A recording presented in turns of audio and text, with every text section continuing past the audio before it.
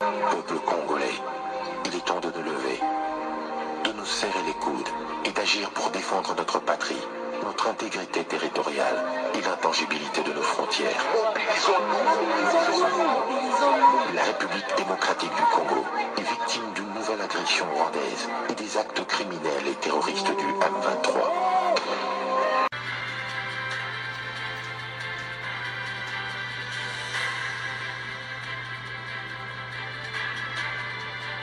Bonsoir, bonsoir, bonjour, c'est Congo News 24. Bande Konanga, comme toujours avant de commencer notre émission, nous disons merci à Dieu. Nous disons merci à nos chers abonnés et téléspectateurs qui nous suivent partout dans le monde et en RDC. Bande Konanga, soyez les bienvenus. À la une, chers téléspectateurs, réunion spéciale Bandeko de Fachi, si social de Congolais.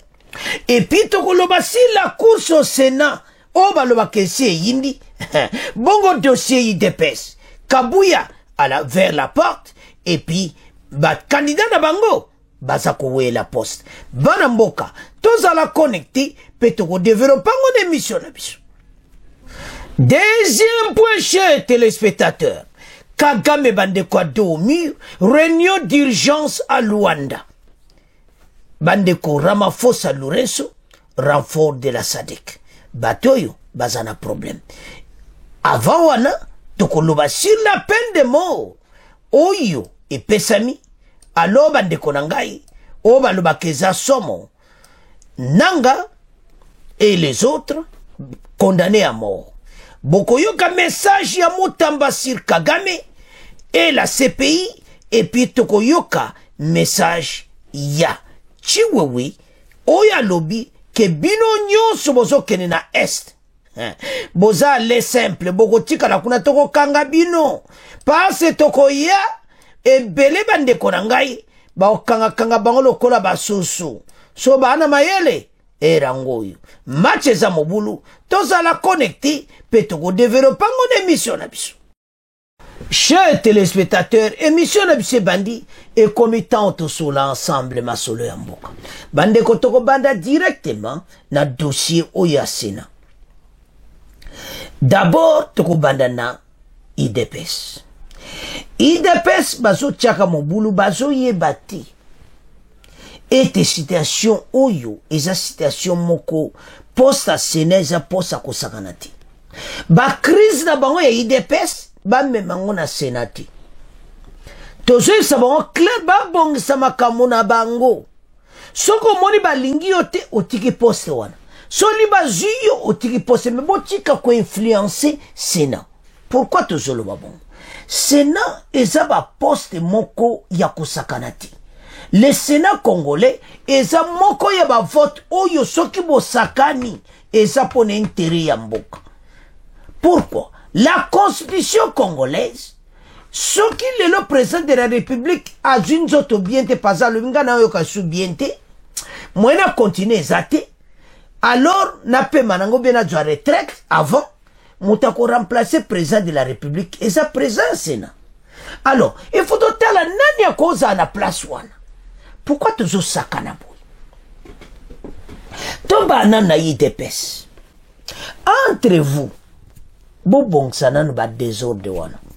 Il y a eu plusieurs arrestations. Iba kangi bango ebele.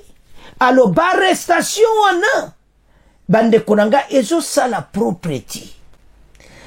Kabouya et les autres boza koyeba te tozana makamba minene na est. Arreste ba scénario na bien les intérêts personnels au bozana ngona kate IDPS bontika ko bem sa parti présidentielle ezo pesa kitokoti le président de la République est de retour, j'en suis sûr à sa soli na bango moko na téléphone oyo baza bakambi bayeba ete c'est oyo bango baza ko sala flamme milinga eza ko mona nezo kende wapi côté oyo ya mokonza mboka. Botika kopesa ennemi une porte à cause ya ba poste ya IDPS. Côté à Chikoko, bino nyonso. Eteni longondo, côté na bino nyonso. côté le pro Kabuya bino nyonso boluka na kati ya makambo soli bo arranger et puis tant bo bongisa bo tika komema yango na senati. Alors ce qui to comprendre parti na parti ba on nommé mutuna ba on par exemple que yoko sa candidat national Sénat province na province. Alors ce qui n'a pas là où le pro Kabuya va se supporter Mangala l'autre là aza originaire na Maniema et l'autre là Kabongo oyo IDPS mususu wana pe bazo lingaza. Je ne sais pas ce qui mutuana aza ou bien Maniema ou bien wapi ce qui a oumela ki na IDPS ce qui bati candidature ma be wapi to ça la démocratie. Botika ko bunda bitumba, botika ko mizokisama, ezo sa la propriété, tozo tia pays na valeur tu. Qu'on arrête tout ça, to tambola, to avance mboka. Alors, to tanga, oye IDPS pe à Sénat, bon, to développer ma solo passé, il y a 14 candidats na Sénat. Bas bango nyonso, Sama Lukonde, Kabongo, bango nyonso, Christophe Lutundura, do ba candidature nyonso ba recevoir tous les 14 candidatures. Ba longoli mon côté. Na bato akatanga balunga tia mobulo voilà ba longola Sama Lukonde. Nana yebisibino ba longola Sama Lukonde. Les Katangé. Arrête. Tozalia wapa osa la vote le samedi. Mutu nyonso aza la ferme a telema na place na ye. Vote wane kene kitoko. Totanga. Nabe kri wana bandeko. Côté gauche. Et ça, élection à bureau définitif ce samedi. On a parlé même de l'IDPS. Et puis côté droite, bah nombre de candidatures. Après, Tokuya na oyo fatia salaki réunion spéciale si social des Congolais et makambo et sa dirigeance oya est et tout ça. Lors de l'élection des membres du bureau définitif du Sénat ce samedi 10 août 2024, le palais du peuple sera hautement sécurisé. A averti le commandant de la police nationale congolaise, Bande Konangai, à avertir Batu. Makambo examiné. Alors,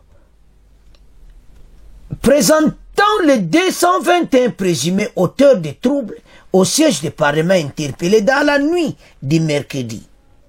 À jeudi, le commissaire divisionnaire adjoint Blaise Kilmalimba a interdit à tous ceux qui sont invités de s'y rendre. Ce que ben invité au n'a parlé du peuple te ba okangayo. Bataille de pes boyoka très bien. Vous serez arrêtés. Tikala nanda. Alors,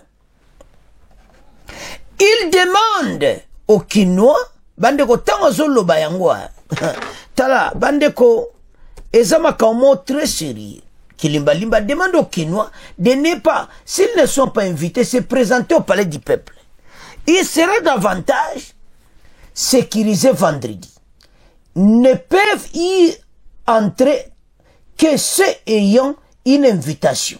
Les parlementaires et les administrateurs qui travaillent au Parlement, et d'ajouter, nous opérons avec des caméras de surveillance. On peut même vous trouver chez vous à la maison. Ba caméra nyonso zo benda bato nyonso de caméras de surveillance où ils en parlé du peuple. Alors, ces scènes avaient eu lieu jusqu'au hall du palais du peuple. L'antagonisme fait suite à la crise qui travaille l'IDPS. Boyoka très bien. Actuellement divisé. Un camp exige la démission du secrétaire général de l'IDPS Augustin Kabuya, soutenu par un autre frange de M. Kabuya, lui a fait le déplacement au Parlement. L'investiture de M. Mangala avait été présidée par Augustin Kabuya. Mangala originaire de Maniema, Yewana Mangala originaire de Maniema.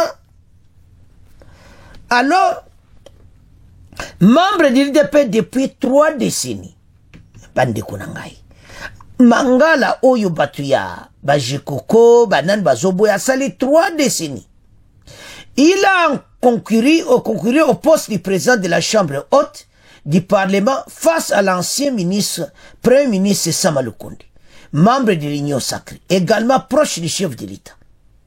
Sikoyo, Makambo Tozolo Beza Yangoyo. to banan koloba sur l'IDPS nazoyeba te soki toloba nini. L'investiture de Mangala, Kabuya azo supporter Mangala yewana, et puis bon groupe on suba supporter nani Kabongo. Bon, je ne sais pas toko sala ndenge nini dossier basi bapesi ba candidature ici koti ba retenir bino nyonso, mais koto IDPS ba kebisi bino soko yena parler du peuple bako kangayo. Mais l'autre senga na Kabuya zanini, mais c'est Kabuya bo arrange botia nanu personnel ma be intérêt personnel à côté. Ba jeune bazo reprocher Kabuya kazo pesa bango buloti. Kabuya peso ko za bongo mais ndiko na ngai bongi sakaka te ba jeune so ba déclarer bongo arranger ça parce que comme atteindre la situation mosusu où il y comme voilà et tout ça donc et ça pena qui to côté. Alors voilà dossier oya IDPS, mais ba kebisi bango bato nyonso ba kota ki na parler du peuple mena bazo sabino ke baoye la moko na ndako basi ba kangi 221 baze interpeller bazo tuna bomba question ba musu ba koza la pe arrêter et poursuivi parce palais wana palais du peuple et ça siège à parlement beaucoup ya kosala mobulu kunati c'est interdit.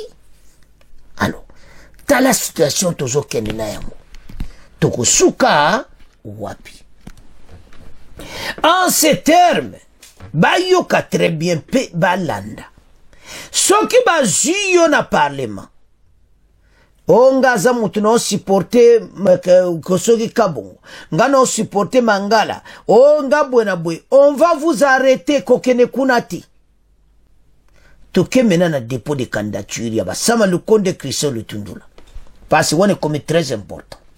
Le dépôt de candidature pour l'élection du bureau définitif du Sénat a bel et bien débuté ce lundi 5 août 2024 conformément au calendrier réaménagé. Au total, 14 candidats ont été enregistrés au cours de cette première journée. Tolanda très bien. À l'absence d'un ticket formel, il sera constaté des multitudes de candidatures aux côtés de la majorité parlementaire, mais aussi à l'opposition. Alors, des personnes ont postulé au poste du président du Sénat, à savoir l'ancien Premier ministre Sama Lukonde, membre du regroupement politique et Bâtissons AB, et la monagère Jonas Mokamba Kadiata des forces politiques et sociales alliées de l'IDPS, tous deux membres de l'Union sacrée de la nation. Au poste du premier vice-président, jusque-là une seule candidature, celle du sénateur Kalala Wakalala Zozé et l'ex-président sénateur Bayati Lukwebo, a postulé comme deuxième vice-président. Il s'agissait au rapporteur des candidatures réceptionnistes de Kidianza Eli et Congo Central et le compte du regroupement politique Alliance des acteurs et Mwanangongo Eli Omanima et des regroupements Pismabulu. Alors, Bagnoso va retenir les 14 candidatures. Donc, jusque-là, 14 sont enregistrés dans chaque, deux dans chaque poste comme ça. Sama Lukonde, na membre ya AB, et puis, mon agent Joas Mokamba Kadiata, donc, il y a IDPS. Alors, si constant totala biloko ye ebele bazo wela ba poste si kona zo yeba te to sala ndenge nini ba makelele moko oza ezo sala mawa nabo baza kuna na kati ya assemblée na soni parce que o bazo nommé ba musu bazo sepela na ete oyo bakene boye oh non eza mawa sikoyo bato yo bazolinga bato nasoye bate nakati IDPS Mangala bozoboya asali kombe litakuna wana niveau nanu ya IDPS kaka bango na bango kuna bazopotana il va concourir au poste de président de la chambre haute du parlement. Ba candidature ezopesama. Je crois bien qu'on clôturer Kalati. Donc, Tokoyoka, tike ya mutu na mutu. Alors, c'est quoi tant baso kende wana? Poste wana toke, et ça poste moi ko sakanate. Mais to la nan extrait oyo ba candidature. Bon, auto développer ma solo na biso. Oui, publication hier mercredi, tard dans la nuit, de la liste provisoire retenue aux différents postes du bureau définitif du Sénat. Aucune candidature déposée au bureau de réception n'a été rejetée. L'examen des candidatures s'est déroulé sous une très forte tension suite à la tentative d'invalidation de certaines candidatures. Certains proches de Jean-Michel Samalukonde commençaient déjà à dénoncer sur les réseaux sociaux la tentative d'invalidation de leurs candidats par les pro-UDPS. Après de longues heures de discussion, la commission a convenu la validation de toutes les candidatures afin que les élections départagent tous ces candidats. Michel Kifindangoy. C'est une vraie bataille qui s'annonce à l'élection des membres du bureau définitif du Sénat. Pour 7 postes disponibles, 19 sénateurs sont dans la course. Alfani Idrissa de l'UDPS, Jonas Munkamba des alliés de l'UDPS et Samalou Konde de la B vont s'affronter pour la présidence du Sénat. La première vice-présidence va mettre aux prises José Kalala et Christophe Lutundula, ancien vice-premier ministre des Affaires étrangères. À la deuxième vice-présidence, Modeste Bahati Lukwebo, président sortant du Sénat, doit faire face à la candidature de Corneille Isenge et Eustache Mouanzi.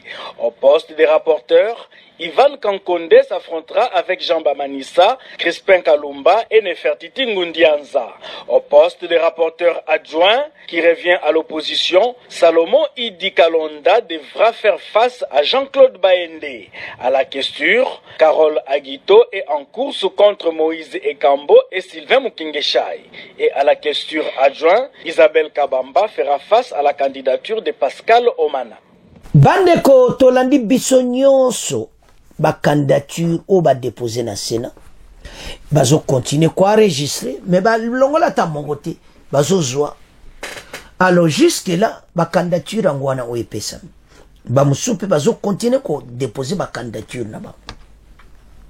Mais l'autre on le peut ba congolais à moko surtout côté IDPS botika des autres botika ko wele oto tiabo epi kabuya pe atika ko pona ke fo ezalaka bueno.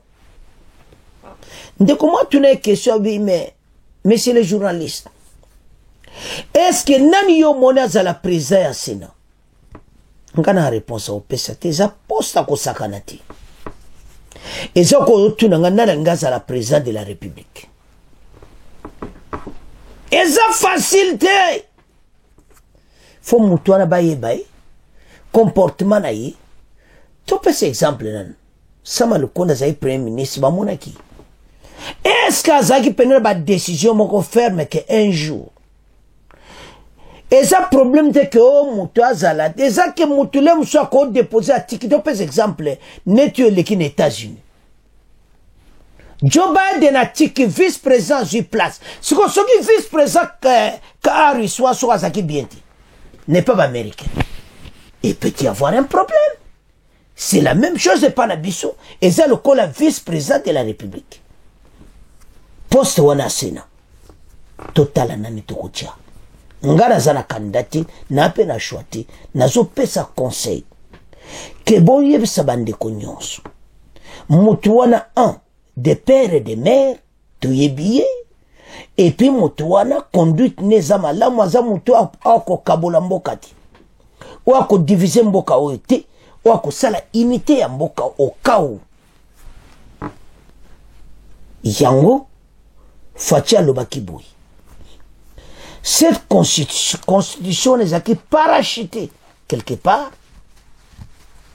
Faut constitution na ba changer yango makamba seno tozo ya na pakambwana.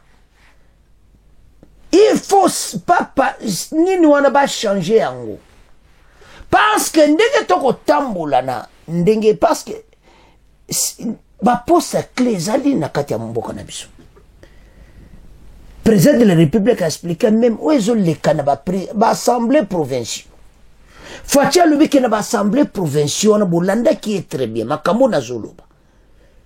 que constitution wana ezaki parachité utaki Europe et utaki France est quitté par la biso au lieu de changer constitution bino bozo kufo que fatia ko matsamanda non ba ko changer constitution comme ça Constant Mutamba akanga tous les voleurs tous les bateaux bazo sala mobulu voilà ndenge makamangwe kozala alors candidature à Sénat eza en cours bolandi extrait na komo tika ngona bino makamba Sénat mais boyebe ke botala nani akoke na Sénat c'est pour cela que candidature ya moto kozana Sénat il faut ba congolais baye très bien bazana confiance na yi mais tozo yebsene bande ko IDPS ceux qui ont invité te koke na palais du peuple te bako kangayo ok prison et puis justice à justice à Constant Mutamba l'état de droit est en marche vous allez regretter makambo bozo we la kate IDPS bon nommé Mutamba na IDPS déjà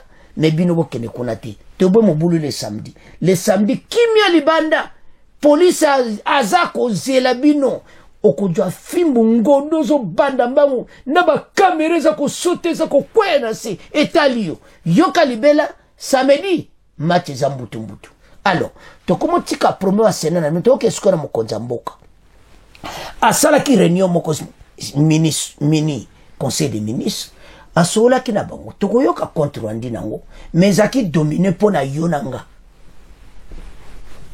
social wa congolais change mokonza mboka za na bezita makambo ze be na mboka yango faut constitution va changer mais to ya une mission moko spéciale pour la constitution donc makambo tozoloba le social des congolais est très important toyoka oyo moko et salami na conseil ministre mais conseil des ministres bon to avance. Amélioration du pouvoir d'achat de la population, je le disais au sommaire, le gouvernement envisage la réduction des taxes et redevances, mais aussi la lutte contre les tracasseries. Ces premières mesures envisagées par l'exécutif ont été examinées au cours du Conseil des ministres restreint présidé hier mercredi par le président Félix-Antoine Tshisekedi. Selon les porte-paroles du gouvernement, outre ces mesures, les membres du gouvernement ont adopté les projets de prorogation de l'état des sièges dans les provinces de l'Ituri et du Nord Kivu. D'autres détails avec vous, Blaise Makassi. Le président Félix Tshisekedi, qui conduisait cette réunion, a abordé avec les membres du gouvernement les premières mesures prises qui concernent essentiellement la baisse des prix des denrées de première nécessité. Ces principales denrées ont été identifiées et des mesures ont été proposées, notamment ce qui concerne la réduction des taxes et redevances, ainsi que la lutte contre les tracasseries dans différents secteurs, a relevé Patrick Mouyaya. Les ministres de l'économie nationale et des finances sont appelés à harmoniser les vues pour que ces premières mesures soient adoptées formellement au prochain Conseil des ministres. Rappelons qu'au cours du deuxième Conseil des ministres du gouvernement souminois, le président de la République avait souligné la nécessité de stabiliser la monnaie nationale pour préserver le pouvoir d'achat de la population. Il avait notamment demandé urgemment la réévaluation des mesures prises pour stabiliser le taux d'échange et relever les social des Congolais. Parmi ces mesures figuraient la protection et le renforcement du pouvoir d'achat des Congolais mis à mal par la situation qui prévaut sur le marché d'échange. Bana mboka tolandi biso nyonso nde mokonza mboka bongisi. Congolais makambo zo changer. Ba ministre wana bazana 3 mois renouvelé ba otala ba omena janvier déjà belé ba kozalati. Te sibina remaniement ezana janvier. Soki biloko ekitite ministre économie yeba kozolongwa na ebisio libela. Ministre des finances ozana problème sérieux pe yoko longwa. Ezayako yinda esie yindi ba yebisi bango. Biloko ekita na marché. Ministre budget bobongisa libela ndeni boko arranger Thomson ekita. Biloko nyonso ekita. Toya dollar ekita. Ceux qui ont quitté n'a pas de dollars. Donc si je comprends bien, les ministres concernés, ministre des Finances, ministre de l'économie, ministre des budgets, portefeuille, bino nyonso bon nyonso osala côté pour baza contacter na bango, bozana problème sérieux. Surtout ministre de l'économie, na ministre des Finances, bo balancer ba livre na bino très bien. bozana tango mukia kovanda ne bonga wana. Congolais ako continue ko souffrir boete. Azana besoin lipe comme moins cher. Nyonso ne comme moins cher, mais il y a une stratégie à kosala yango. C'est facile. Kene ko kutana na ba société wana nyonso. Pour bien avoir bénéfice, non lipa moko boteka comme lipa to teka ka 1000 francs. Bon, ce qui doit être lipa na 500 francs. 500 francs monsieur on a biso l'état. To debino pour 500 francs na et debino pino sobo kitsa lipa na 500 francs. Boyo kanane ba société ba boulangerie nyonso. C'est très simple. Problème na bino nde. Oyo ba wana. Mbongo witi na banque centrale ba pesio pour gérer département économie. Yo lingi yo pour profiter kawana. C'est ça votre problème. Jambongo wana. Sangsa batunyo sa ministère économie. Tangu ye ministre de finance a aussi un chèque. Au sol ne bien ah oyo pesi bweme ngana nasala bopona kitsabiloko. Et ce ministre de finance beaucoup est dengate aussi un chèque mo bak sapo to sala boto kitsabiloko ba congolais. Congolais li peso kita. Thomson ezo kita. Nyose kita gouvernement Zimbongo. Akobongsa makambo bande kwa est d'abord numéro 1, numéro 2 social de Congolais. Ezaya koinda esi yini do mikolezo ya zala lez. Lipa Thomson kolia na bino transport biloko wana ezo kita bako solo na ba société nyonso. O etala ka biloko kolia ba maison c'est facile. Ke boyoka ni budget moi ina nena bango biloko nyonso ekiti talo bango pe ba bénéficier ka ndenge ba bénéficiaka to komo tika première partie na pona bino bo commenter to komo ke na deuxième partie mais lelo Ramaphosa à Luanda e yindi na Lourenço mi beke kwe na conseil de sécurité o e banda ki lobby to banda nanu na kati ya pona avec Constant Mutamba ba pesi la peine de mort na bananga et tous ces gens nanga ba du peine de mort situation est grave ndeto loba awa bazana 5 jours ndaku ya nanga ekozala confisqué biloka nanga nyonso et les autres loba landa qui est tous ces gens ekozala confisqué bayebi yango déjà basi bayebi place ezali bayebi bandaku nai les biens ekozala confisqué bakar banini tout bayebi place eza tout eza confisqué na ba oyo bazo contribuer ba mbongo kopesa na AFC na chef ya AFC ba bien na bino nyonso ekozala confisqué et puis azota l'application directe et de l'autre côté à l'obéli CPI à l'obéli na CPI que bo comme si ba congolais lokola ceux qui ba koba et ceux qui nini bozo kangaka ba congolais kuna mais ceux comme dossier à Kagame talati le lot tozoluka do kangsa ba preuve mais Kagame azoboma na Congo ba preuve yango wana botia Kagame na CPI ministre de la justice azotia pression bande ko ces jeunes ministres il faut to betele maboko aza ko travailler jour et nuit pour la patrie alors to banda na Corneille nanga après toya na Kagame oyo Constant Mutamba lobby après toko succès si Kagame do omi bande ko deuxième partie de sur le résumé en nyonso boyebi jaba point alors Constant Mutamba message de Constant Mutamba après toyena oyo yindi na Luanda ba roquette déjà ngwana to laxibino Kagame do mir maele silio Ezaya koinda ezi bo ba roquette ngana zomono yo match eza mobulu. Donc déjà ba sud-africain bazo préparer oyo kaka suka na biloko. Na asir na ba armée angolaise, tout le monde biloko a moto ekoma, biloko a moto. Alors, message de Mutamba sur Kagame. La CPI s'est servie des Congolais comme des cobayes. On a arrêté des gens pour faire vivre la CPI. Qu'attend la CPI pour traquer M. Kagame? Si nous ne retrouvons pas dans des actions de la CPI, ma proposition sera de nous retirer du statut de Rome. Les ministres de la Justice à l'ouverture, mercredi, des journées d'échange et de formation organisées par le bureau du procureur de la CPI en partenariat avec la RDC. Alors, à EBC CPI, Soibo Kanga Kagame tape sa mango délai tokobima na CPI.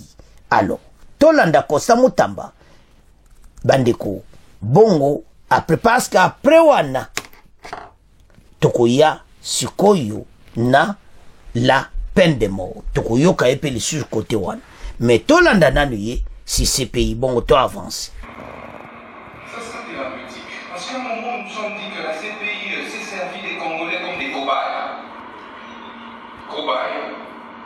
On a arrêté Martin Jolo, Katanga et bien d'autres, en fait, pour faire vivre la CPI. Mais tous les grands criminels qui pillent nos ressources, qui tuent nos populations, vaquent librement à leurs occupations. Bien au contraire, ils sont accueillis en roi dans certains pays occidentaux. Et ça, nous l'accepterons. Nous voulons d'une coopération gagnant-gagnant. Nous voudrions que la CPI nous rende la monnaie de notre pièce. Nous avons été le dernier pays signataire du statut de Rome ayant permis l'entrée en vigueur de ce statut. C'est grâce à la RDC que la Cour pénale internationale, en fait, a lancé ses activités à travers le monde. Et en retour,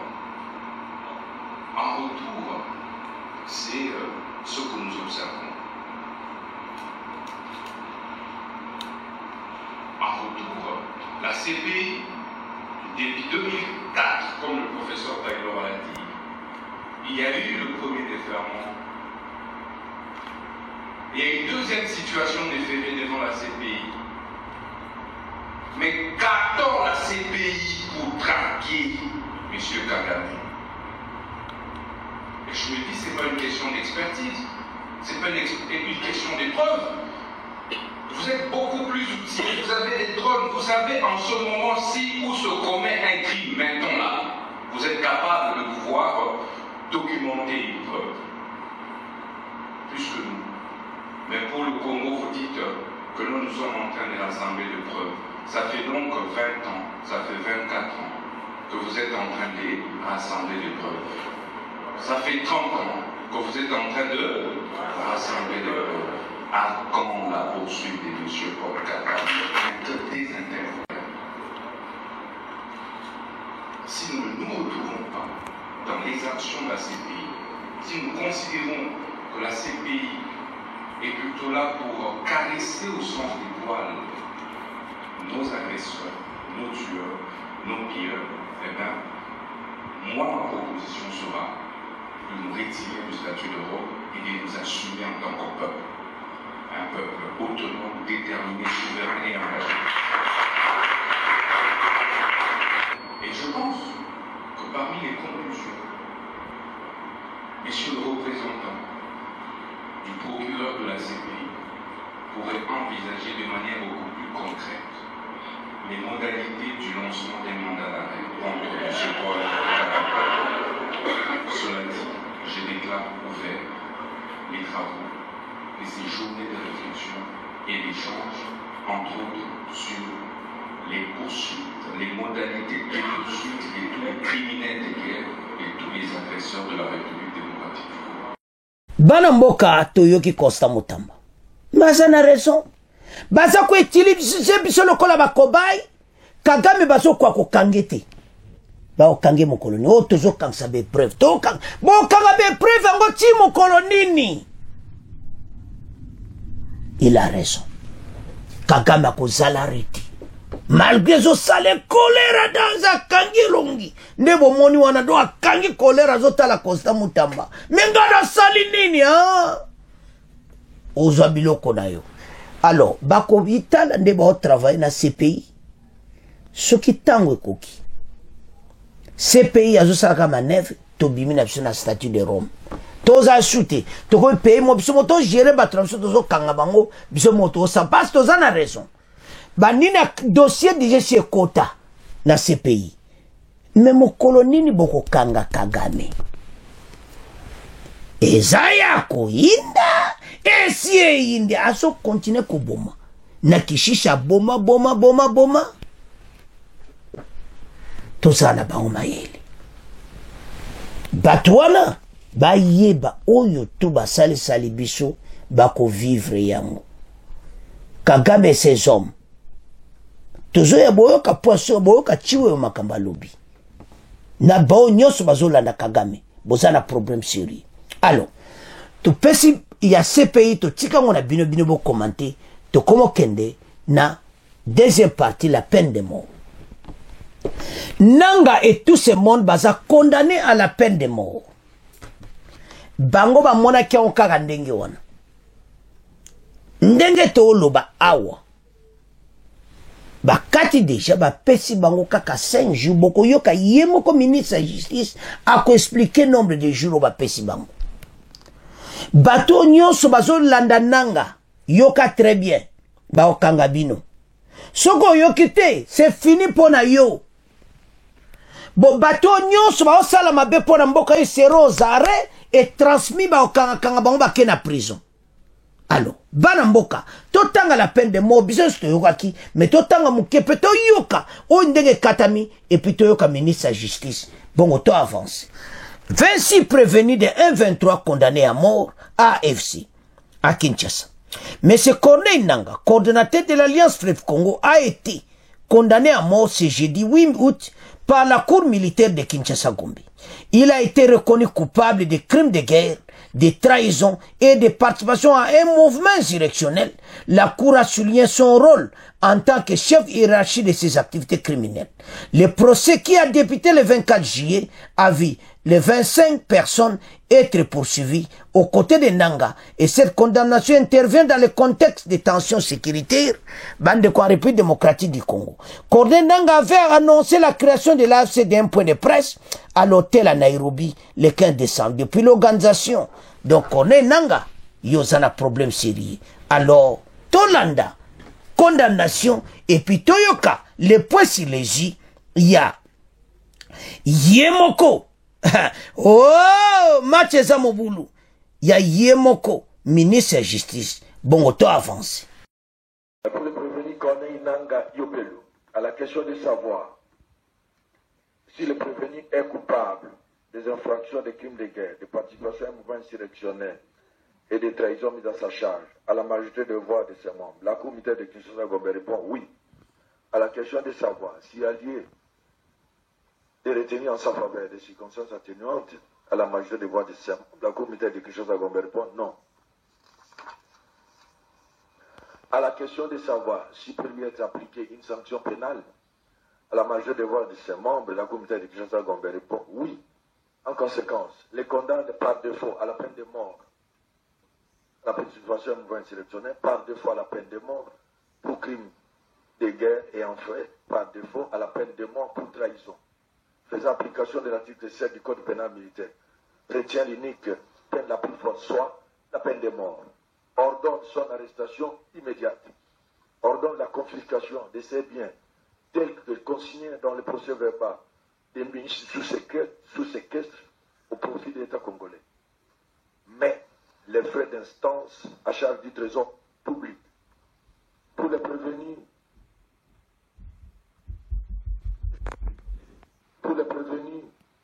Bertrand Bissimo, Nzira Makenga, Diamungu, Kazarama, Major Willingoma, Dumbala, Jean-Jacques Mamba, Lavrance Kanyuka, André Ilunga, Henri Maji Walifeto, Ange Kibimba, Kalonji, Adam Tchabe Mukutu, Biyoyo, Yaounze, Yannick Chisola, Alumba, De Lion Kimbulungu, Paluku Magloire, Fanny Kaj Kayembe, Brenda Mokango, Lubanda Nazinda Yvette. À la question de savoir si les prévenus susnommés sont coupables de l'infraction et crimes de guerre, ils ont leur charge à la majorité de voix de ses membres. La Cour répond oui pour chacun des prévenus. À la question de savoir s'il y a lieu de retenir en faveur de chacun des prévenus susnommés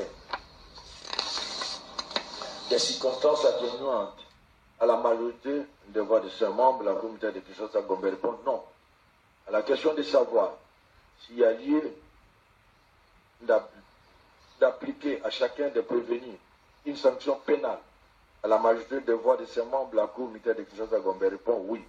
En conséquence, condamne chacun des prévenus susnommés par défaut à la peine de mort pour crime de guerre.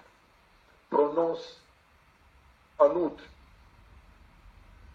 la destitution du prévenu Major Willingoma. Ordonne l'arrestation immédiate des prévenus, de chacun des prévenus. Ordonne la confiscation des biens du prévenu Jean-Jacques Mamba, consigné dans le procès verbal des mises sous séquestre, mais les frais au profit de l'État congolais, bien entendu, mais les frais d'instance à charge du trésor public. C'est un jour historique. Vous savez, le chef de l'État, lorsqu'il m'a nommé ministre d'État, ministre de la Justice et garde de Soko, il m'a assigné des missions claires, entre autres celle de rendre efficace le front judiciaire interne contre l'agression rwandaise qui passe par certains Congolais qui acceptent de trahir la République au profit des étrangers. Et nous avons fait toutes les diligences nécessaires en instruisant, en donnant injonction à l'auditorat général des FARDC afin de pouvoir accélérer les poursuites internes contre tous les Congolais qui ont trahi la République, en l'occurrence M. Corneille Nangaa et ses complices. L'auditorat général a mis en place un mécanisme d'enquête, d'instruction préjuridictionnelle ayant donc abouti à l'ouverture d'un procès public, lequel procès public a été ouvert le 24 juillet 2024. Et aujourd'hui, c'est l'aboutissement heureux de ce long processus d'instruction juridictionnelle. C'est donc ici les lieux de féliciter vivement la justice militaire congolaise pour avoir réussi à travailler dans un temps record dans ce procès et avoir rendu le bon droit, avoir dit le bon droit, avoir réparé moralement toutes les victimes dont les vies ont été fauchées par le fait de l'agression, de la rébellion entretenue, soutenue par le criminel Paul Kagame, avec des traîtres Corneille Nangaa et ses complices. C'est ici les lieux de remercier également les avocats de la République pour avoir défendu avec conscience la République, mais également les avocats de la défense, les différents barreaux, les bâtonniers du barreau de Kinshasa Gombe, le bâtonnier du barreau de Kinshasa Matete, pour avoir commis d'office des avocats en faveur de la défense, des prévenus. Mais également, il est important de souligner que nous allons attendre que l'arrêt qui vient d'être rendu, ou les arrêts qui viennent d'être rendus, soient revêtus de la force des choses jugées. Ça veut dire après l'épuisement des voies de recours prévues par la loi, pour que nous puissions nous assurer,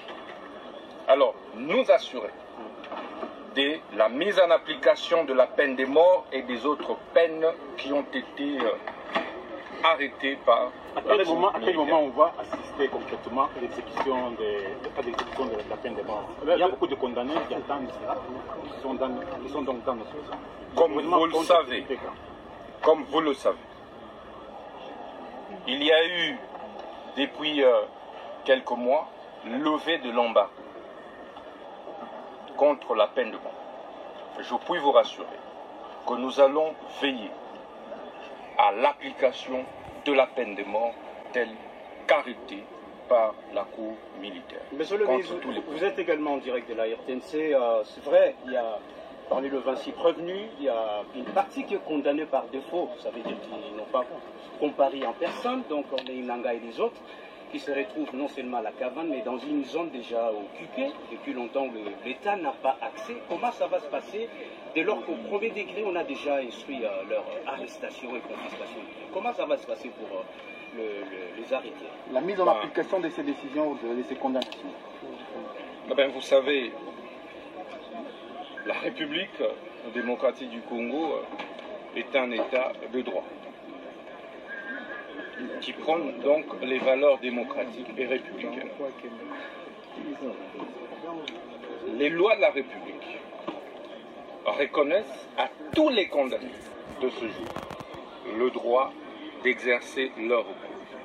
Ils ont donc 5 jours pour pouvoir exercer leur recours, où qu'ils se trouvent. Au bout de compte, nous allons veiller à l'application stricte de toutes les peines qui ont été arrêtées par la haute cour, par la cour militaire de la Guinée. Ça veut dire, nous allons, pour ceux qui se retrouvent en cabale, en fuite en l'occurrence M. Corneille Nangaa et ses affidés, nous allons lancer des mandats d'arrêt international pour pouvoir les appréhender. Nous allons coopérer avec certains pays avec lesquels nous sommes en coopération judiciaire, afin que partout où ils se retrouveront, puisque désormais condamnés de justice, ils seront appréhendés, arrêtés et extradés immédiatement en RDC afin de purger leur peine. S'agissant de confiscation, nous allons veiller que tous leurs biens soient confisqués conformément à l'arrêt et aux arrêts rendus et que, effectivement, cela soit mis désormais dans le patrimoine de l'État congolais. Et nous allons également nous assurer que pendant ce temps, si jamais l'exécution de la peine de mort tardait un peu, que ces gens n'exercent plus les fonctions publiques, conformément aux arrêts rendus ces jours. Chers téléspectateurs, tolandi biso nyonso. Balobi ndeni balobi tout. Soit tangi yemo présent à cour militaire, alobi oui, monsieur alobi non, et il est condamné, nanga la peine de mort, et batangi lista bata PPRD. Et ça, on connaît gauche droite. Bata PPRD, bata Kabila nyonso, bakendeki kuna, la peine de mort. Ba bien na bango nyonso, ba pesi bango 5 jours pour la démocratie. Ba ça la rappel. Appel na bango, to ebidi so ba réussi. Nanga na batunaye, ba sali appel. Sikoto tala. Ah, tala bandeko. Mboke zalaki na désordre parce que ministre de justice azalaki te. Tos bino kansa bino ministre de justice azalaki na été. Ezeka kombo azao salati. Tala ministre de justice. Bazana 5 jours pour la démocratie. Le journée. Ezaya ko inda esie indi. Donc lelo toza jeudi. Donc tout le bakaka jeudi prochain so do tangi samedi na dimanche te. Le jeudi prochain ndakwa nanga eza saisi. Ba bien na ye eza saisi. Batu boyiba kambongo à l'état. Message peut que direct mais pas na bino. O boyiba kambongo à l'état. Soki ba kateli yo. Bako teka biloko na yo. Tozo kepsa mino pourquoi tolo ba bongo? Parce que nazo mona na réseaux sociaux ba commentaire à lokuta. 424 millions de dollars oyo ba pesi ministre des finances a yebi. Que soka sali keba. Mutamba akochaye na makala. Akosara ku dererte. Alors, tozo ngara dossier na biso. baza condamné à mort. Et ministre de la Justice a précisé très bien. Bato tout bakozala wana, bato tout ba condamné wana. Après ces 5 jours, na inda zozela selon la loi, la démocratie na biso, était yemo en personne. A kotinda dije équipe, bako saisir amour la justice congolaise, ba djiba biloko à vente aux enchères. Et comme il est bien de l'État, si on va saisir le bien de l'État ou bien l'État au salon et à ligne. Nanga bilono ba ozo yango jeudi ezoya. Équipe no mo balandi ba ozo équipe ezoya. Soko yo kite. Nazo yebisa oketika. Match za mobulu RDC sur RDC kalate. RDC comme ero ba kanga bino nyonso. Condamné à mort et la peine de mort cela est exécuté. Merci ministre des Finances biso so simanayo. Waso comme kaka jeudi na tongo motamba bimi. Ces 5 jours, c'est fini, n'est-ce pas? Alors, qu'est-ce qui s'est passé? Oui, c'est fini. Et l'appel a été rejeté. C'est vrai? Oui, l'appel a été rejeté. Et maintenant, la peine de mort et exécution, maintenant, il faut tous les biens, tout, les assaisir. Alors, je vous demande, tout le monde, à l'équipe et les autres, on arrête tous les biens, bon, je vais bien et qu'on va bien l'État. Et Zaya Koinda, et si yindi déjà, et c'est fini. Alors, on bazana bayebi, banamboka to sepila. La justice élève une nation.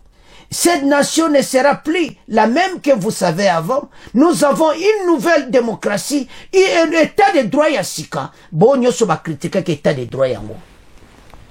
Beaucoup peut s'affacher à moi, va pointer n'a poni mutamba.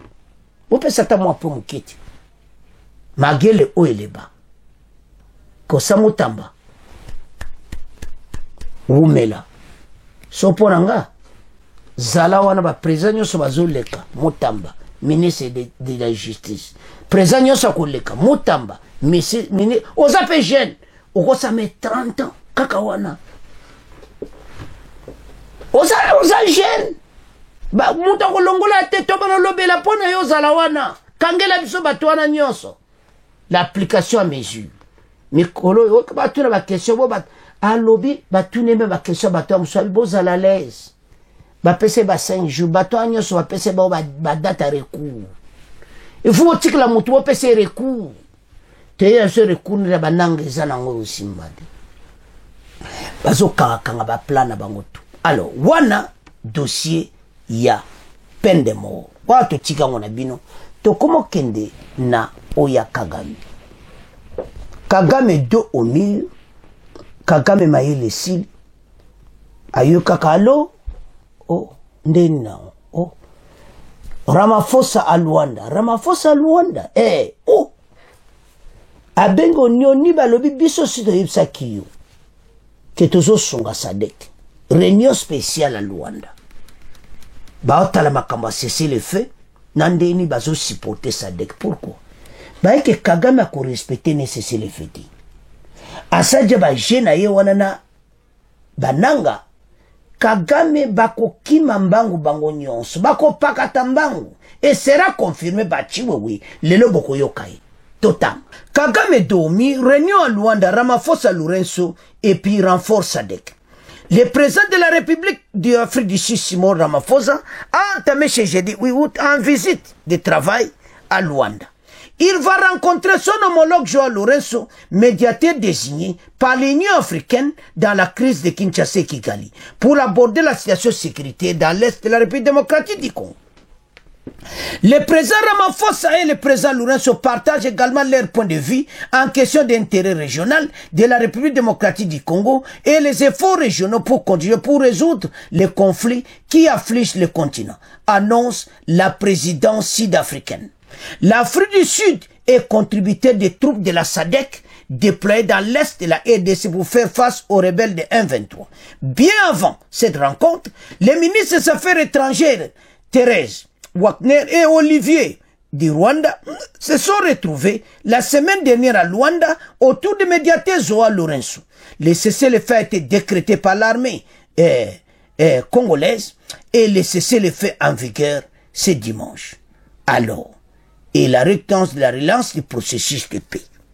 Sur ce, makambo tozoloba, eza makambo minene.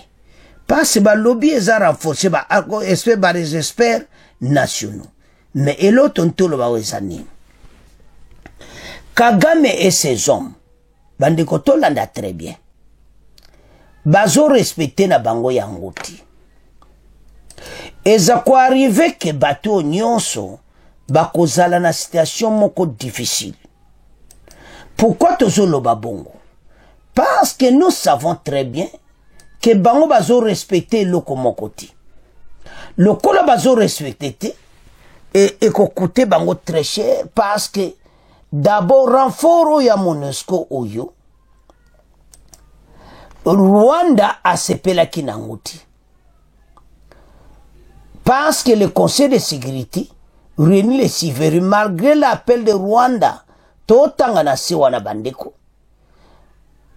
était malgré les appels du Rwanda contre cette coopération entre la MONUSCO et la SADC, Kigali a prévenu que le soutien logistique opération de l'ONU renforçait la volonté de la RDC de rechercher une solution militaire qu'une solution négociée pacifique de la crise. Donc, Rwanda a sepelé nangoti, Kagame domir yangwana oyo totie na sewana, tos eza na pembe, azana problème sérieux. Bekri wana pembe ya jaune te côté à couleur bleu na pembe azana problème.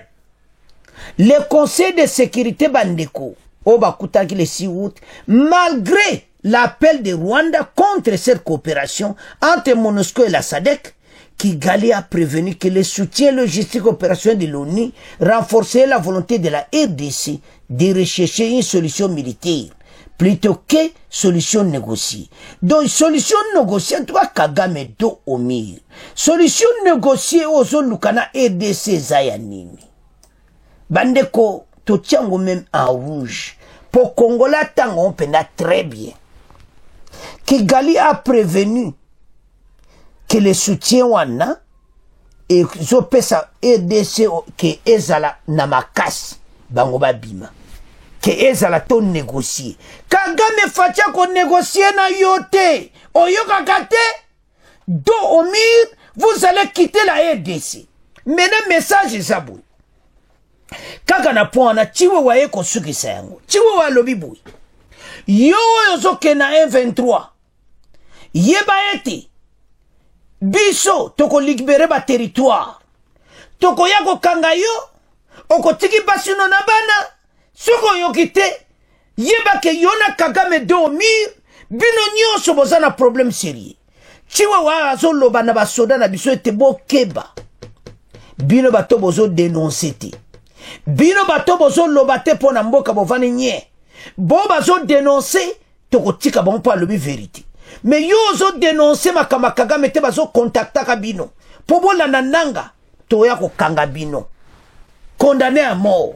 Parce que après récupération, pobo yo ka ke toko récupérer ba territoire, to landa chiwewe, bon auto avance.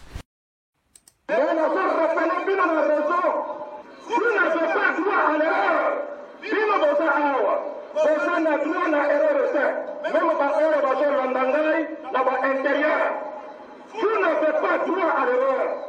On t'imagine, on peut se retrouver comme un villageois. On peut comme un villageois dans moi, quoi, mon copain. On peut se la bloquer, voilà. Jusqu'à ce que ça m'a consommé, on peut récupérer ça.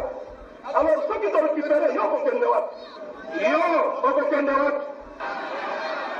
Si quoi, moi, si n'a rien à faire, n'a pas moi, bino, qu'on a eu, on a eu, ça, donc, c'est ça,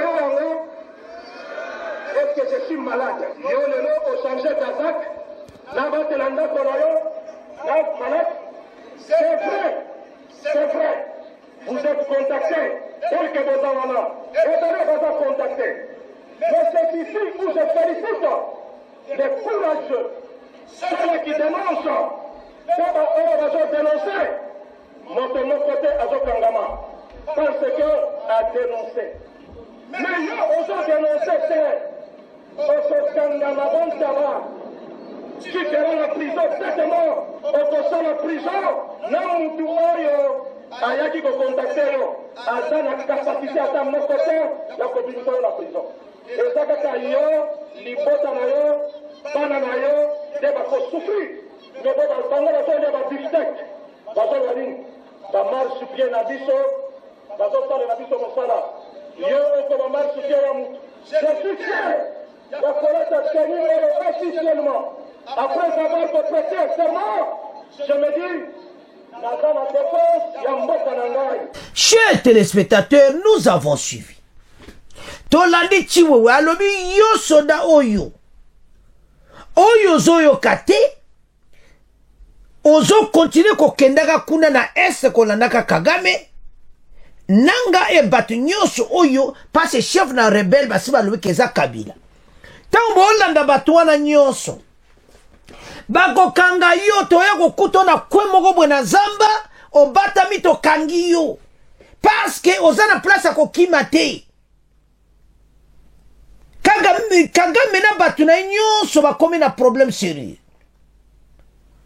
to yesa kibino na mo ba message bandeko beno bokeba ba minduki wana baza ko aider oui faire de sa zamayeli conseil au pese za vérité mais mokonza mboka lobi aza sûr ngano oyo ko Facha lobi malgré to ko contredire Facha lobi aza sûr ki ba américain o bazo sala sikoyo tabande to yesa bino ke kope se kufaki ezaki balkanisation esimbite ba comme na choité ya ko benga na Kagame abima de toute façon ba jo ba kila posa nango ba zone minière ba si ba zwaki yangwana ba oyo nyonso bazolanda nanga tout ce monde bazokene na est bakosuka bakokanga bango botika kolanda bango vous serez tous aux arrêts.